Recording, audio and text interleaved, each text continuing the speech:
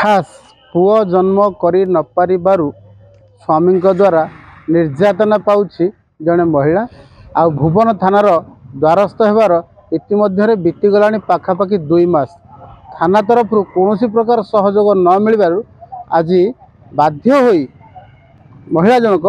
डाक्तरखाना परिसर रे आश्रय नहीं। तो देखा जाऊ कौन परिस्थिति है। मो ना हूँ चंपा जो मोहना नायक मो घर चंपानालिया मो झील को बाहा देती जो गुड़िया काटिनी से आसिक मुरुगारे मो बाप घर आसिक रहिला झी पुओ को अने अने 5टा झी है से सब बड़े गोटे पर स्त्री साथ पड़ी मो झील को बाड़िया पिटा करी मु 2 मास है देली थाना रिफार मो कथा कहीं बुझुना कि शुणुना मोर पुओ स्वामी मोर कहीं भी नहांती मो बाप भाई शाशु शशुर मोर कहीं भी नहांती मत एमती हैरान करके मो झील को सब बाड़िया पिटा कर से मुख्य कारण पुओ होना पुओ सकाशे से भी पर स्त्री साथ पड़ुची ता ना हूँ चैतन्य नायक ता बापा ना उत्सव नायक मो झील ना हूँ सुलोचना नायक ता बापा ना हूँ बाबुली नायक चाहूँगी कौन ताकू उपयुक्त शास्ति मिलू मो झील को किमिति दुनिया रे से उपयुक्त होगी ता छुआ को धरिकी रह। महिला जनक डाक्तरखाना पहुँची समय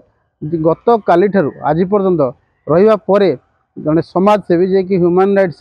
राज्य सभापति अच्छे महिला विंग से सहयोग हाथ बढ़ाई एवं स्वधार गृह को पठा जाइथिबा जना जाइछि। एक्चुअली मु खबर पाइली आज राति भोर 4टारू आमर मुरुगा अंचल गोटे झील तार 5टी झील छोट छोट झील आउ सी आसी मेडिकल परिसर काली ठारू आसी आश्रय अच्छी